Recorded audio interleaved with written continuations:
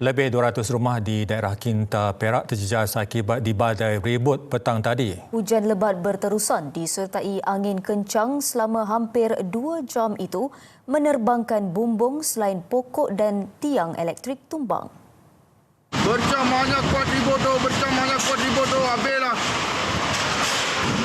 Insiden jam 3.40 petang ini menggemparkan penduduk, antaranya di Anjung Bercam. Angin kencang dilihat menerbangkan bumbung kediaman penduduk. Insiden berkenaan turut menjejaskan struktur kediaman penduduk termasuk kawasan hala Tasik Timur serta dataran Tasik Timur.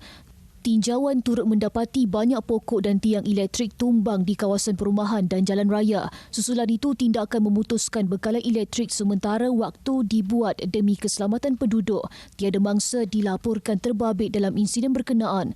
Kerja-kerja pembersihan giat dijalankan di kawasan terjejas.